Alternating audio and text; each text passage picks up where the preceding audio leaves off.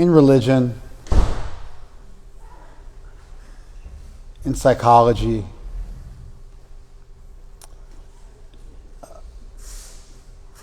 sometimes you deal with topics which are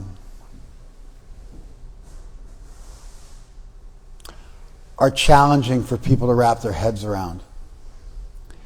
Not because they are particularly abstract. You want to talk about abstract things. I mean, neutrinos and bosons and black holes and dark energy and gravitons. These are extremely abstract particles and forces in quantum physics. But they really represent hard science. Chemistry is governed by physics. And so when you're talking about fundamental particles and fundamental forces, you're talking about the most hard science things that exist. But they're very abstract. And the evidence for their existence is also abstract. You mainly see the results of their existence as opposed to directly perceiving them. What to speak of the strange and weird behavior of fundamental particles, such as quantum leaps, where they teleport from one place to another without moving through space and time, just instantaneous teleportation. Or wave-particle duality, where light behaves both like a particle as well as a wave. These things are very abstract and difficult to wrap your head around. Well, you get into string theory, you get into more abstract physics, and then it gets really weird. Einstein called quantum physics the spooky behavior of matter. He used the word spooky to describe it. We've got to stop opening and closing doors. It's making it impossible for me to think. You got to post up there and govern things. So even when we talk about hard science, there's nothing more hard science than chemistry. Even when we talk about hard science like chemistry, which is based on physics, and then you get into the fundamental workings of physics, things get very difficult to evidence, they get very difficult to prove, they get spooky, to use Einstein's own words. Concepts like love in psychology, concepts like faith in religion, are actually way less abstract, because they are things that you as a human being have a regular working experience of, that don't just exist in books. They represent things that you work with, concepts that you engage with on a regular basis. Trust. Faith really boils down to trust. Trust is when you enter into a relationship between a trustor and a trustee, and one party agrees to be dependent on the other for accomplishing a particular task. It can be voluntary or involuntary. We usually think of trust as something which is voluntarily entered into, but sometimes trust can be involuntarily entered into. But the key ingredient is that a trustor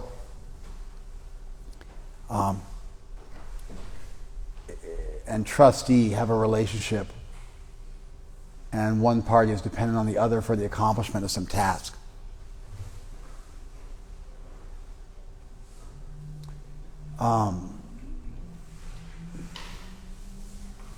It's just not getting easier. You know, normally in churches, if you show up late, they don't let you in. we're Hindus, so we just don't follow that. But then the result is we literally had 20 people walk in the 3 minutes I've been lecturing. And it makes it next to impossible for me to remember what I'm saying. I mean, I'm running through quantum physics and chemistry and psychology and abstract and non-abstract concepts, and it's already tough for me to keep my mind focused. But if you guys make me juggle, you guys start doing backflips in front of me, it just makes it exponentially more difficult.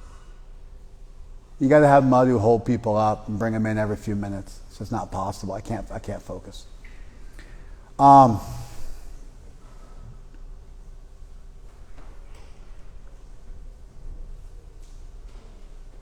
Just starting again.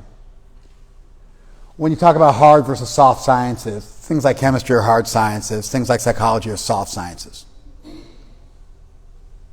There's nothing more hard than chemistry. You're dealing with beakers and substances. But when you get to the essence of chemistry is physics. The essence of physics is fundamental particles and fundamental forces, which is what makes up the manifest world around us. Although those things are hard, a lot of them you'll never be able to see. And in fact, all you can do is witness their effects. And you get into really far out stuff like quantum leaps and gravitons.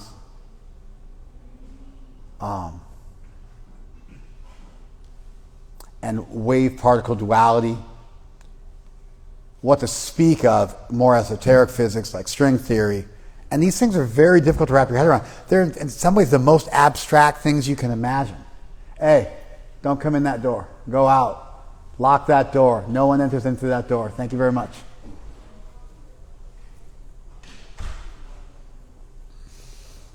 One of the biggest donors at the temple, but I need to focus.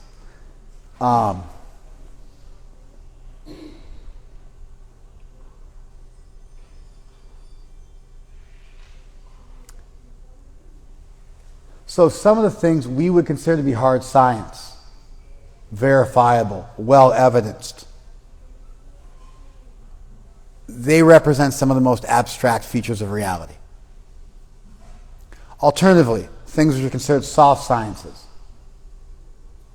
like psychology, what to speak of religion, which is kind of in its own category, faith-based, which basically means the opposite of evidence, belief and faith versus reason and evidence. It's a phenomenon over the last few hundred years where religion has been relegated to the level of something which is unscientific, unreasonable, illogical, and poorly evidenced. And it's based merely on faith and merely on belief. I don't accept that.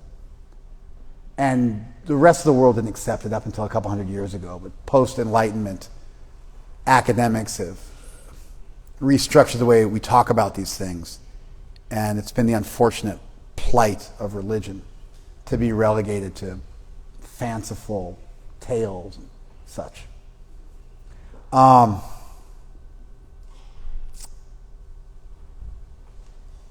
Despite things in psychology like love and trust and faith, these concepts seeming to be very abstract, very difficult to define. In fact, they can be defined quite well. And not only can be defined quite well, they are. And things like positive psychology have begun to define these terms in very, very systematic ways, very objective ways. Even things like human happiness. Thank you. I told them you're like the biggest donor in the temple, but I've had like 30 people entering and exiting, including your mom, like wandering around. And at a certain point, I just can't think clearly. So forgive me. You became the Rubicon. You became that line of demarcation.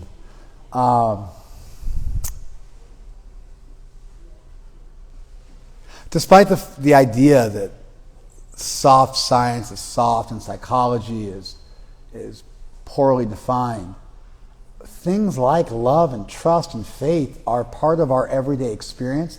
In that sense, they're more real to people in terms of you have experience working with them compared to ideas which are purely hypothetical that exist within physics that you might accept as being much more real and much more fundamental.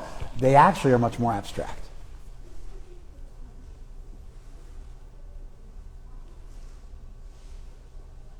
Did you guys follow that?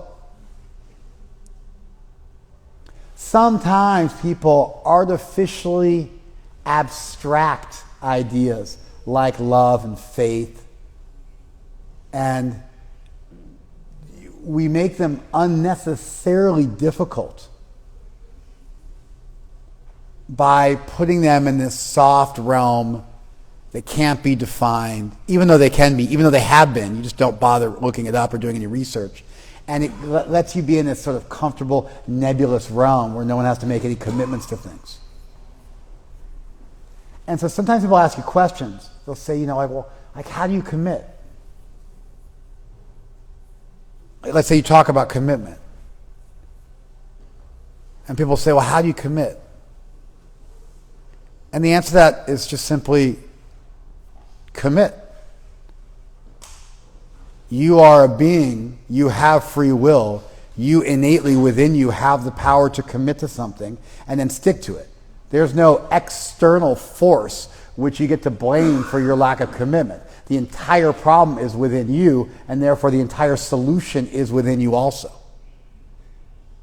And so sometimes people ask these questions that artificially make what's extremely simple unnecessarily and falsely complicated in an effort to avoid the reality of the situation, which is that you are in complete control. You might not be able to control somebody else's commitment, because again, commitments are made freely by people. And therefore, because you are yourself, you can only control your ability to make a commitment, not somebody else's, because other people don't exist merely as facets of your reality. They have their own independent existence of you. People can choose not to commit to you, choose not to love you, choose not to be faithful, and there's nothing you can do about that. But you can certainly do something about yourself. You guys following this? See, I had somewhere to get to, but we had to wade through that other stuff, and you guys practically like shooting arrows at me while I was trying to collect my thoughts. So I'm just going to start again and say it cleanly, because it's just the way my brain works. If I can't say it smoothly, it disturbs my mind. I need enough peace and tranquility to smoothly work through the ideas for my own sake. Hard science is chemistry. Soft science is psychology. Hard science can be really abstract. Think neutrinos and bosons and wave-particle duality and quantum leaps. Soft science can be something you experience every day of your life. Think love and commitment and fidelity and integrity. How do you have integrity? Well, have a value system and then live up to it. And then you're integrated. You have integrity. You're a whole number because your values and your actions match up. What is integrity? It's living up according to your values.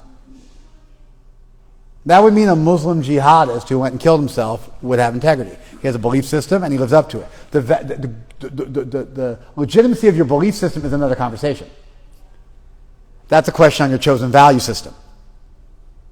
But integrity is real simple. It's just you live up to your values. So get a set of values, live up to them, you have integrity. But people ask, what is integrity? As if it's a real complicated question. It's actually not complicated. It's a relatively simple question. It's been defined. There's a whole department of philosophy called axiology, which has taken the trouble to define these terms rigorously. And people who study such subjects are familiar with them. And they're not as enigmatic as you might think. And there's a benefit to leaving things difficult to define. You get to blame other people. How do you commit? You commit. It's like, how do you blink? You blink. Like what circumstances will help me to blink? I don't know, maybe closing your eyes?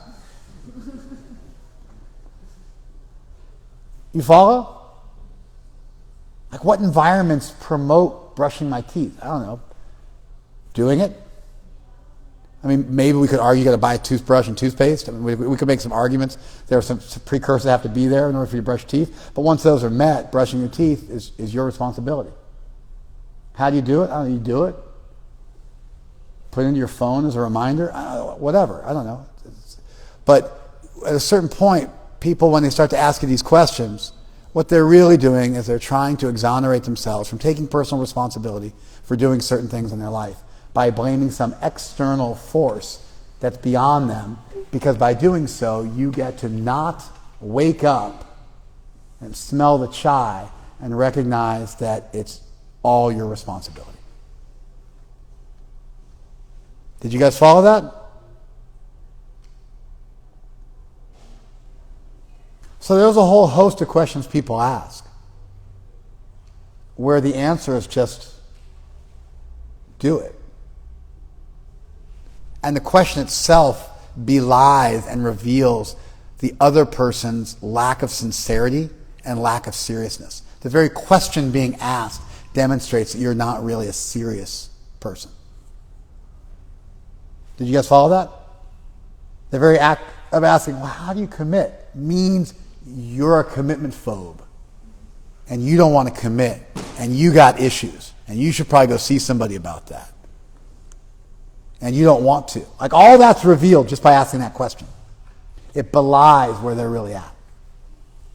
Sometimes, though, people ask questions and they are legitimate. Like if we say you should surrender to God, and somebody says, what does that mean? How do you surrender? That question is not so simple to answer as to say, just surrender. Because surrender is a somewhat enigmatic, undefined term. And it requires some unpacking. You know, when you surrender in a military situation, you surrender to the police, they become responsible for your dental care and your food and shelter and clothing. That's what happens if you go to prison. The prisons become responsible for those basic items of maintenance. You become a ward of the state. They have a legal responsibility to take care of you. This is one of the reasons why privatizing prisons and the prison industrial complex is such a terrible idea, because when you privatize prison, they become about making money, and then those people want to spend as little money as possible on the prisoners, and they give them substandard medical and dental care, and also forced labor, which is modern-day slavery, which is cut out in the 14th Amendment, that you can force prisoners to work against their will. It's like the one remaining form of slavery that exists legally in this country. I believe it's the 14th Amendment. And so privatizing prisons is just an awful idea. Terrible idea, which leads to just... Also, it leads to lobbying by those prisons to have really, really stiff penalties for nonviolent crimes like drug use, so that the prisons will always be filled, so that those companies can always make money. The prison population in the U.S. has increased 700% since 1980. Right around the time we privatized prisons. They started lobbying in Washington to get really, really stiff penalties for drugs, and then the population in prisons has increased by 700%. A quarter of the world's prisoners are in the U.S. Our rates of incarceration are insane compared to other countries. It's either a quarter of the world's prisoners, or we have 4 times the rate of prisons than any other country. I can't remember which one it is.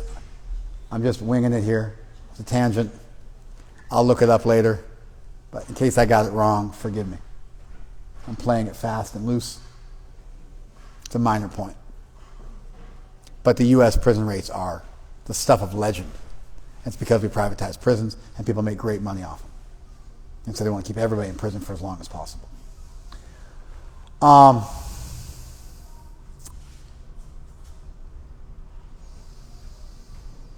So when you surrender to the courts, that's one thing. Surrender to love is something else. And so defining surrender is important, and it's not so well defined. It's not so well defined. And so if somebody asks, how do you surrender? What does that mean to surrender? How do I surrender? I don't think that's a fake question, like how do I commit? I don't think that's putting the blame on somebody else. I think it's a question which warrants being answered. And in fact, Krishna does ask for our surrender. Krishna says, Sarva Dharma, all Dharma, Parityajya, completely give up all Dharma, which is a really crazy statement to occur in a Hindu text. Krishna says completely give up. Pari means completely. Tyajya comes from tyaj, it means give up. Completely give up sarva dharma, all dharma. Mam ekam, me only. Shadanam braja, go surrender to me only. Go take shelter of me only.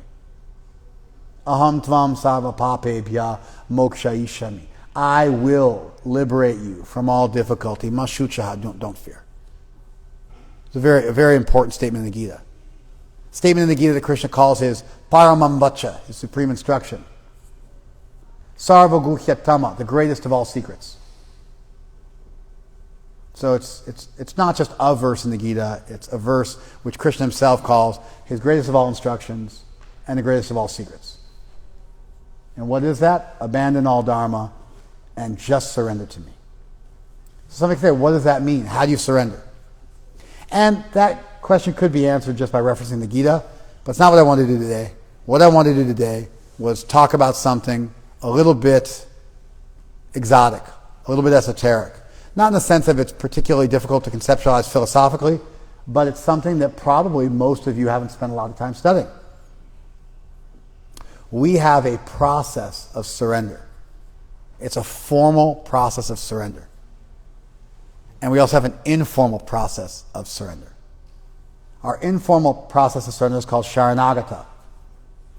Sharanagata is the path of surrender. And so the path of surrender consists of 6 elements. Anukulyasya sankalpak pratikulyasya varjan. You accept whatever is favorable for your relationship with Krishna. You reject whatever is unfavorable for your relationship with Krishna. That's a pretty heavy thing to do. Like sometimes you'll elope with a spouse. Your parents won't approve of your marriage, so you'll just run off and get married. It's called eloping. You don't wait for the blessings of your family. And what you're doing there is you're showing you don't care for your family, you just care about your loved one. It's considered to be a glorious thing in the U.S. It's considered to be a grotesque thing in India. That just tells you something about cultural value systems and familism and rugged individualism in the U.S. versus familism in India, where you conceive of yourself as part of a family first, as opposed to an individual who can do whatever they want. Different conceptions of your sense of self, who you are. Am I my parents' child, or am I my own individual? Do I do whatever makes me feel good, or do I do what pleases my family and my tribe? Which is why in American movies, Hollywood movies, when people abandon their families and friends for love, it's considered to be very glorious, and people love watching such movies. And in India, what generally happens in Bollywood movies, which are semi-hypnotic, like 4 hours long, they're designed to hypnotize you and completely fry your brain. And but if you watch a 4-hour Bollywood movie, which is just mind-numbingly long, generally speaking, at least I don't know nowadays, but generally speaking, the plot is that the boy falls in love with the girl, parents don't approve, boy never marries girl, marries some other girl he doesn't like to please his parents, and then dies in a fire, saving the village. Which just leaves you feeling gutted as a moviegoer if you're from the U.S., because it makes no sense. You keep expecting that they're going to work out at the end, but then he just dies and it's the end. But that's familism, where the value system of your family is more important than your own personal pleasure. Bollywood movies may have changed nowadays, I don't know, but at least that's what they were like 30 years ago. Right? You look like a guy who watches Bollywood movies, right? I was teasing you. Right? That's what they're like, right? You're probably more watching Tollywood, what do they call it? I watch Bollywood. You do watch? Yeah. What's your native tongue? Kannada. Oh, Kannada. What do they call that? I don't even know what's like the house called. I don't know what it's called. Huh? Kadiwood. So,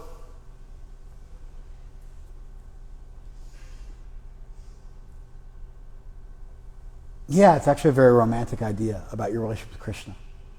You should give up everything else for Krishna. Sounds a little culty unless you actually believe in God. If you actually believe in God, what relationship would be more important than your relationship with God?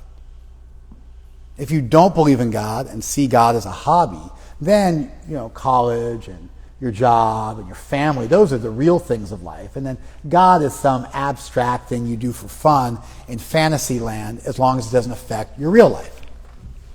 But for someone who actually believed in God, the most important relationship you have would be your relationship with Krishna. And it would take precedence over all other relationships logically and reasonably. And therefore a statement that you should put God above all else would make perfect sense. You guys following this? It's really just a lack of faith in people because they don't actually believe God's real, but they do believe, let's say, your job or your career is real. Jesus had to contend with this.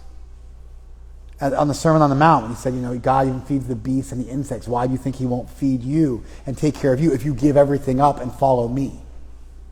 And in fact, the early Christians did just that. They left everything and walked barefoot through Galilee without even the knapsacks that the Stoics carried and just walked from village to village spreading the good news, which is what the word gospel means, and depending on God for their livelihood. Society in India and Southeast Asia is set up like this. Like the Buddhist monks, they have to go begging for their food. So then all the pious householders know that the Buddhist monks come begging around 4 o'clock. And so they're ready to go. And when the knock comes on the door, they come to the door and they bring fruits and vegetables and whatever. And then the Buddhist monks get what they need. And in India, people sit outside temples and beg. And pious pilgrims know, I have to feed the widows and the monks. And so when they walk out, they give something to those people. And it's just society set up where there's a certain class of people where they just live by depending on God for everything. And everybody who's doesn't have that degree of faith bands together and figures out a way to maintain those people. Of course, if that happened in the U.S., you just didn't beg and ask, you just end up dying. But in other places of the world, it's actually set up. There's a mechanism for people who want to live that life of renunciation. The rest of society gets it. They value it, and they show it by taking care of you without you even having to ask in some cases. In some cultures, you're not even supposed to beg. And so members of society just provide for you. Not so you can buy cigarettes and alcohol like homeless people do here, but so you can spend your day chanting and worshiping. And we have a version of this. I mean, many priests receive a salary at a parsonage, and they receive some stipend, and they're able to maintain themselves. And so we don't do that here. We all do voluntary service. But in many churches in the U.S., that's done. It becomes a career. And the people in those congregations value that enough that they make it possible for someone to live that life of renunciation, live that according to their calling. Hey, Hare Krishna. Good to see you. So, sometimes people ask, how do you commit? And it just becomes an insincere question. Sometimes people ask, how do you surrender? And that's actually a legitimate question. And we have a twofold definition for how do you surrender. And these definitions go back thousands of years. One of them is Sharanagata. So there's 6 things you do. You accept whatever is favorable, you reject whatever is unfavorable, you rakshishayiti bishwas. You have faith that he will protect. Rakshishayiti means quotation marks. The et means quotation marks. Rakshishati means he will protect. It's in the future tense, third person. He will protect. Rakshishayiti Vishwas. You have faith, quotes, he will protect me. Which means you don't live in fear. Because you know that Krishna will always protect you. Goptridve Varanam. And you accept that Krishna is your maintainer. Goptri means maintainer. Goptridve means in the matter of maintenance. Varanam, you accept that Krishna is your maintainer in life. And so it's 4. You accept whatever is favorable, you reject whatever is unfavorable, and you consider that Krishna will protect me from danger and maintain me by providing me my necessities. And then there's Atmanivedan and Dainya. You're very humble and you offer your very life to Krishna. You submit yourself to Krishna. A nivedan is a submission, like you submit a letter. A submitted letter, like a supplicating letter, is called a nivedan. So Atmanivedan, you submit yourself to Krishna. Karpanya or Dainya, Sadvidha, Sharanagata. These are the Sadvidhi Sharanagata. These are the 6 divisions of surrender. That's an internal lifestyle practice. Then we also have a formal ritual practice for that. And that's called Pancha Samskar, also known as Samashraya. Samashrayanam. So these are 2 systems. One of them is very much an affair of the heart, how you feel about the world, how you think about the world, what motivates you to act, the kind of things you do in your lifestyle. The other one is a formal ritual process you go through in our temples. And it's Panch. Panch means 5. Like we have Pancha Tattva, the 5 truths. So this is Pancha Samskar, the 5 samskars. What are the 5 samskars? Raise your hand if you know one of them. You can guess. You can guess. Humbleness. That was one of the 6 other ones. This is a different thing. There's a formal thing. 5, yeah. Make offerings. That's a good one, but no. But close. Shravanam. No, that's hearing. That's one of the 9 full processes of bhakti. That's Navavidha Bhakti. This is Pancha Samskar. It's different. It's a formal ritual process. I told you guys you haven't heard of it. Huh? Munda. No, that's one of the Das Samskars. It's not one of the Pancha Samskars. Come on, slick. You're from South, right? You're not. That's why you get it wrong. Any South Indians here? There you don't want to admit because then you look like a real foolish person. You're from South. North, okay. You look a little South. Pancha Samskar. First thing, tapa. Tapa means you get a stamp made out of iron and you put it into a fire till it's red hot, and then you brand your shoulders. Your right shoulder with the chakra, which should have 12 spokes and 3 circles and 6 angles. That's actually listed in our Dharma Shastras. Your right shoulder, chakra, and your left shoulder gets branded with conch, fire and water. Vishnu has 4 main symbols, but of those 4 main symbols, or 5 main weapons, 2 of them are prominent. The chakra and the shank, the wheel and the conch, which represent fire and water. And you brand your shoulders once a year. Crazy, right? And you go to South India, tens of millions of people brand themselves. It's common. Some of us do it. I never did it because one of our theologians says, don't brand yourself.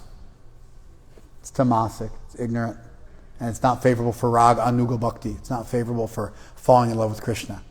It has too much of a sense of formality. But in our tradition, for over 1,000 years, our members have branded themselves yearly with a symbol of Vishnu on their right arm and their left arm. So I mean, it's like almost like being in a gang where you get a tattoo, and so you're identified by your ink and can't get away from it. Wild, right? How many of you knew that we do that? Like 1 person, 2 people. Yeah, people born in our movement. But they do it in Mayapur at the Gurukul. They have the brand every year. They get out the brand. They brand themselves voluntarily. No one's forced to do it. That's wild, right? That's 1. Tapa. Tapa means austerity. It also means heat.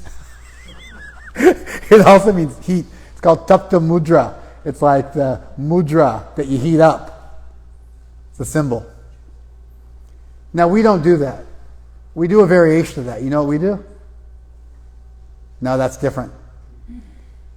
We sometimes write the names of Krishna on a stamp or with a tulsi stick, and we'll write the names of Krishna and Radharani and the gopis on our body every day. So it's like a temporary tattoo. That's our version. We call it a cool stamp. So this is a hot stamp, tapta mudra, and we call this a cool stamp. and it washes off. And you'll see Vaishnavas like this, where they'll have just names of Krishna, Chaitanya, all his associates, written on their body in sandalwood. And they do it every day. It's very beautiful to see. Sometimes, like if you look at, I'm not a huge fan of Islam, but if you look at Islamic, just because they killed 100 million Hindus, but over a 1,000-year period, reign of terror in India. But if you look at Islamic calligraphy, it's very beautiful. The call to prayers also can be quite beautiful and melodic.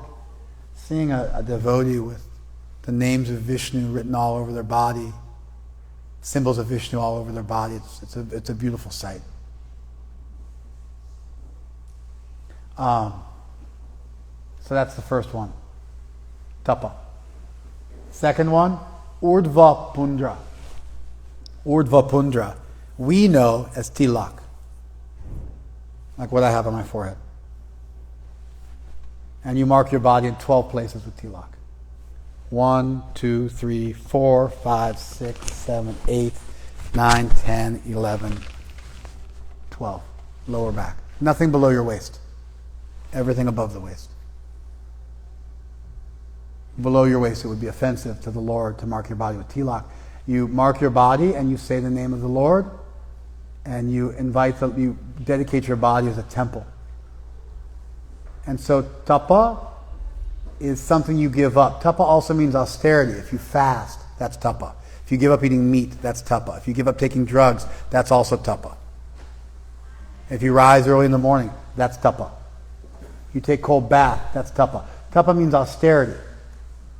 It's something you do that heats you up, that purifies you. Same way you heat up gold to burn off the other metals and make gold pure, so it's unalloyed. So tapa is stuff you give up to purify yourself. And then urdhva pundra is when you dedicate yourself to Krishna. You have a bigger yes in your life. You don't just say no to the material world, but you say yes to the spiritual world. It's also called urdhva gati. It's when you make the goal of your life going up to the spiritual world. And so Vaishnavas mark their body in 12 places with 2 vertical lines, which either represent the feet of Krishna or they represent the walls of a temple. And we're sanctifying our body and saying, my body's a temple. And it also is very visible. Like, you cannot, I'm sure people do it, but if you put on tilak and then you go and take alcohol, or even one time I got angry at somebody. Somebody was honking at me too much as I was driving. And so I pulled off the side, and they pulled up alongside me, and I go, hey, what's your problem? And they started yelling at me. And I said, what, are you a Karen? That means like a very aggressive person. I said, you're just a Karen, trying to make everybody's life miserable like yours.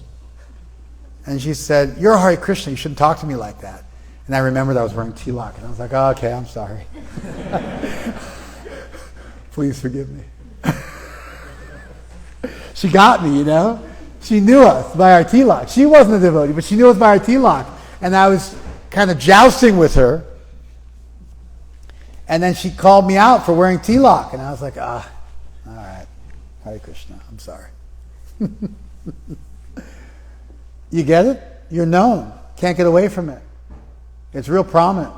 It's like wearing a wedding ring, but all over your upper body. You just can't deny who you are. So you're giving things up, and then you are positively attaching yourself. The goal of my life, urdhva gati, the goal of my life is to go to Vaikuntha, to go upwards. Urdhva means up.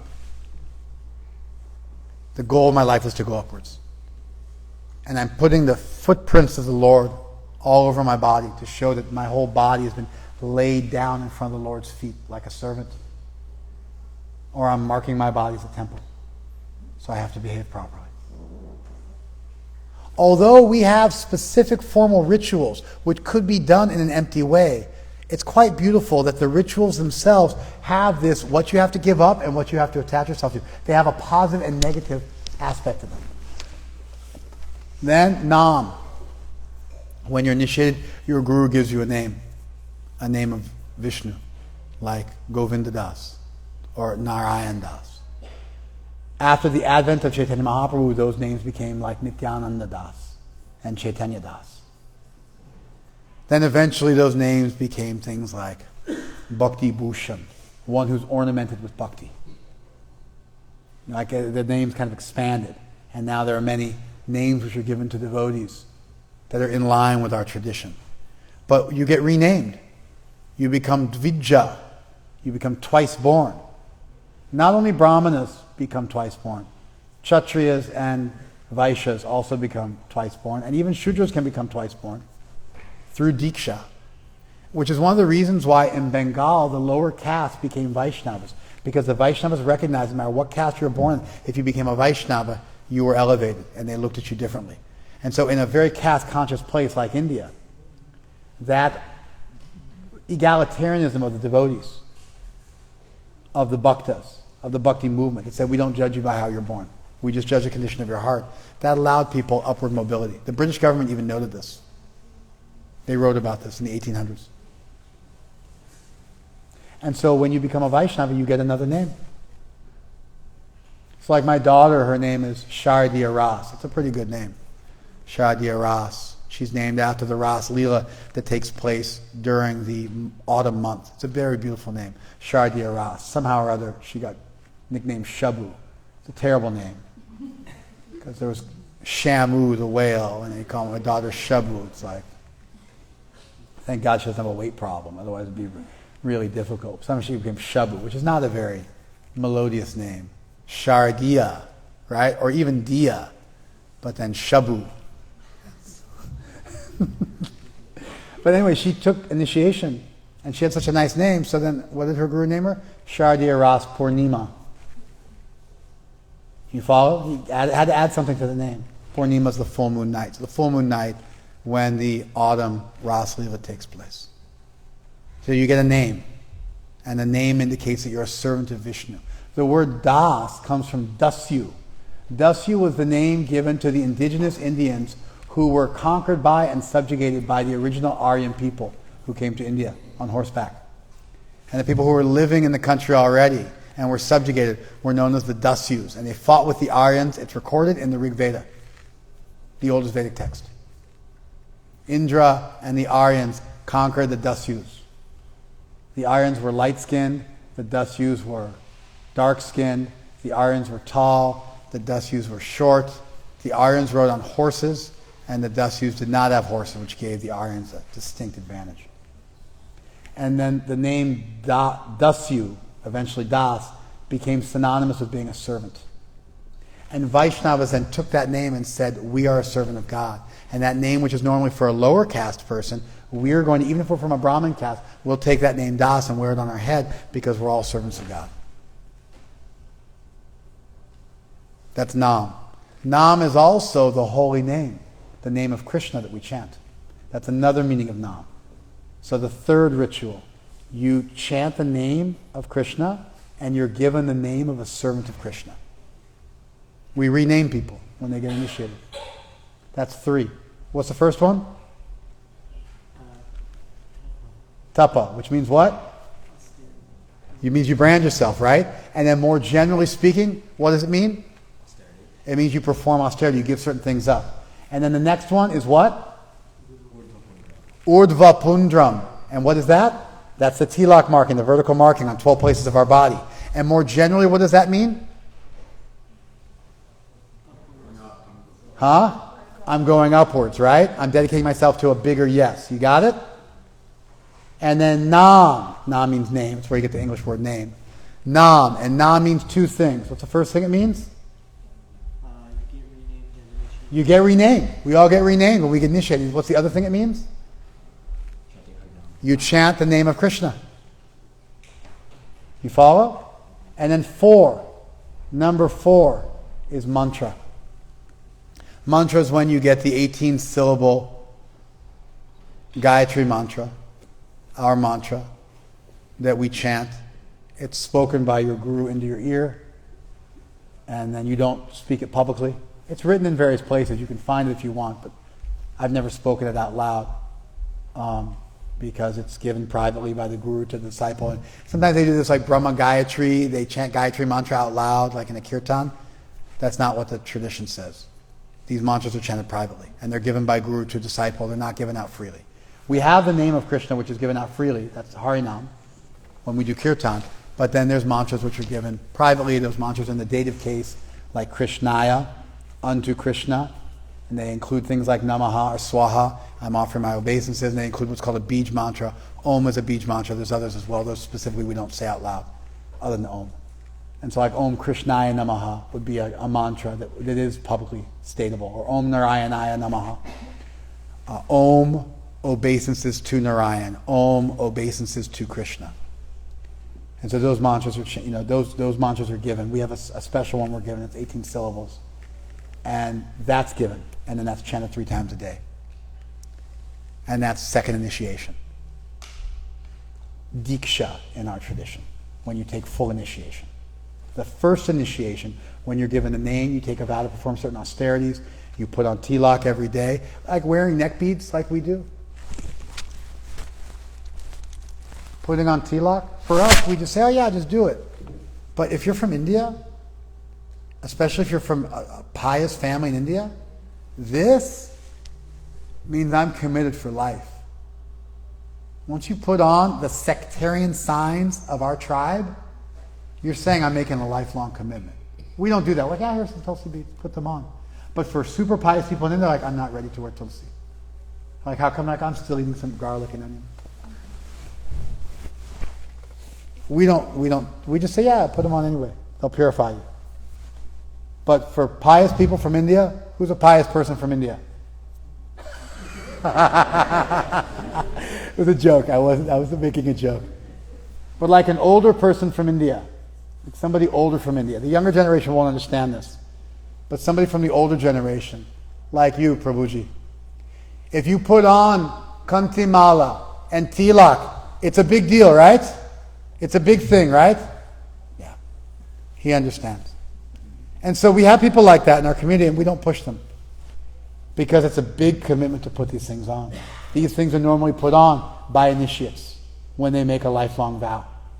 And they're committed. How committed? I mean, for sure, 100%. If someone attacked our temple, I would die protecting our temple. Meaning if somebody attacked the statues on our temple, I would get in between that person and the statues, and I'd die rather than let them get through me. That's our tradition. When the Muslims came to South India and attacked the temples, the Brahmanas, who had a vow not to fight, would just stand in front of the temple. Thousands of them sometimes. And the Muslims would just have to kill them and remove their bodies to get in the temple and desecrate the temple. And they would do nonviolent resistance up to the point of death. The whole temple committee would come out.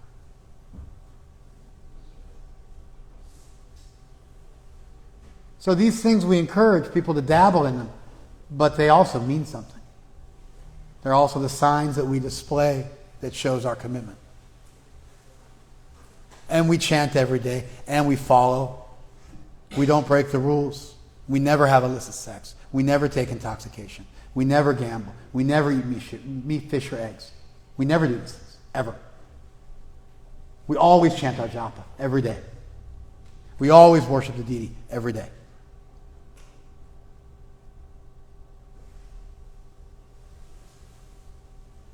These are formal rituals, but they carry with them a whole lifestyle. So mantra, you receive mantra. And that mantra qualifies you for yaga or yagna. That qualifies you to worship the deity. 5 things. 5 things. You give up your sinful life, and you even brand yourself. The branding is less significant. The giving up your sinful life is more important. You attach yourself to the goal of spiritual perfection, and you mark your body accordingly so everyone can see what the goal of your life is. You take on a new name representing your identity as a servant of Krishna, and you also chant the name of Krishna every day. That's number 3. You eventually receive the sacred mantra that then is used to worship the deity, and that's 5. And that's Pancha Samskar. Also known as Samashrayana, complete surrender. And so when somebody asks you, how do you commit? Our answer is very simple. Just commit. What are you talking about? You have the ability. Stop trying to get out of it. Stop trying to make somebody else responsible for it. It's your responsibility. But when somebody asks how do you surrender, we say, oh, that's a very good question. That may not be so well understood. Let me tell you. Here's 6 things. And if you follow these 6 things for the rest of your life, you accept whatever's favorable for your spiritual life, you reject whatever's unfavorable. You understand Krishna will always protect you from difficulty. And you understand Krishna will always maintain you. And you be very humble. And you submit yourself to Krishna your whole life. And that's surrender. And then Krishna becomes responsible for you. Just like the state becomes responsible for you when you become their ward, when you surrender. Just like in the military, if you surrender. Right? This is called Kritanjali. It means an offering with your hands. This Kritanjali is mentioned in Manu as military surrender. When you put down your weapon and you go like this signifies, I have no weapon. It's like putting your hands up, but in India they put their hands together. And this signifies, I'm surrendering. And once you make Kritanjali, according to Manu on the battlefield, the other king has to give you shelter. We also have this called the Geneva Convention. It's the rules we've established post-World War I, after all the chemical warfare and terrible atrocities of World War I. We established the Geneva Convention where we set down rules for how prisoners of war are supposed to be treated, how enemy combatants are supposed to be treated once they surrender. They have to be given medical attention. They can't be tortured. They have to be given food and water, etc., etc. And so when we surrender to Krishna like this, he looks after us. We create a situation where Krishna can look after us because we're not doggedly doing everything on our own. We're opening ourselves up to letting a higher power come into our life and help us. And then that very beautiful philosophical ideal, which translates really well to your life. These are real good cues for your life. They're not just abstract ideals. You can actually, is that favorable for my spiritual life? Then I should accept it. Is that unfavorable for me? I should let it go. They're powerful cues that you can use to navigate life. Those are accompanied by an actual formal process of joining our tradition, which has sectarian signs and specific rituals, but each one of those rituals is actually attempting to communicate a greater, deeper truth that is being symbolized by those rituals that's actually going on in your heart.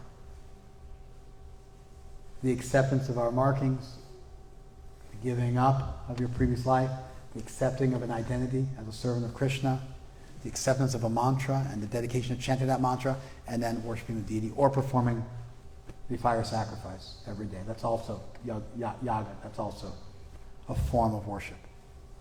And that's become the worship of the deity. And so when you take initiation in the Hare Krishna movement, we split this into 2. And in first initiation, we give you the name, tilak, tulsi beads. You take a vow to chant the holy name, and you take a vow to give certain things up. The giving certain things up is tapa. The tilak and the kantimala is the urva pundra. You get the new name, and you agree to chant.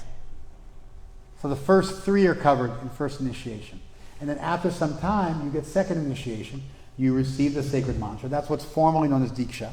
You receive the sacred mantra, and you become qualified to worship the deity. And in this way, Pancha Samskar is our tradition. We took it from the South Indians, and we turned it into our own, and that's the Gaudiya tradition of Pancha Samskar. And so when you become a devotee and you chant 16 rounds, you eventually put on tilak, you put on tilak, and you put on tulsi beads, and you give up eating meat, fish, and eggs, you give up eating onions and garlic, and you give up taking drugs and alcohol, and you start coming to the temple, and you get pictures in your home, and you start chanting japa every day, and then you eventually get a name, and you get initiated, and then you continue the process, and you eventually get initiated again a second time, and you receive the sacred mantra, and you go up on the altar, and you do arti in our temples. You are participating in this system. It's not that we just cobbled that together. It's an ancient system. It's spoken of in the Padma Purana. It's an ancient system. And it's the system of the Vaishnavas. There are many spiritual groups in India. This is the system of the Vaishnavas. Even the Madhvas do this. They have their own variation of it. Even the Madhvas do this. He's from a Madhva family. Interesting, right? So now you guys know. Most of you know we chant 16 rounds and we chant for 2 hours a day and we don't eat meat, fish, and eggs and we're sober and this. And it seems like we have this lifestyle that we follow. But it's thousands of years old. And it's followed by tens of millions of people. And within that larger framework of Vaishnava Dharma, there's a different individual regional group. We're part of the Gaudiya group. But on these points, we're the same. It's Pancha Samskar. And when you come to us, we start giving you elements of the Pancha Samskar. Oh, you've been coming around. You should wear neck beads. Oh, do you want to wear tilak? Oh, you should chant japa. Here's some japa beads.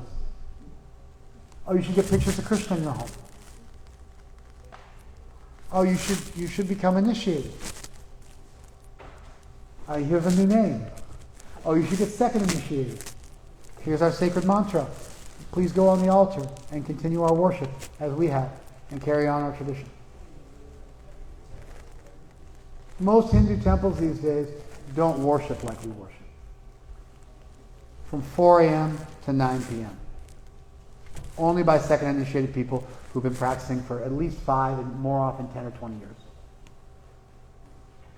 Who live a very, very strict lifestyle. And so why do we keep this tradition alive? Because it's our tradition. Because we're performing Pancha Samskar. And we're encouraging others to join us. And these two things, is the last thing I'll say on this. This Sharanagata and Pancha Samskar, they fit together like a hand and a glove. One of them is it's cues, it's philosophical ideals. They're very powerful that you can meditate on, which will change your life. And the other one is a formalization and ritualization of those ideals. And when you get good ritual that's deep, that's profound, that's pregnant with powerful ideas, that ritual is motivating and inspirational. It's not a dead ritual where you just do things without thinking about it. It's a ritual where when you do those things, you're reminded of who you are, and it brings out the best in you. It creates integrity. The ritual reminds you of your values, reminds you of what you hold sacred, and turns you towards the truth. And it helps to create integrity. You still have to do your part. You can't be a commitment phobe. You can't be a hypocrite. Some sincerity is required. But that sincerity combined with a good system, a well thought out system, a deep and profound tradition, that's a match made in heaven. Thank you very much. Hare Krishna.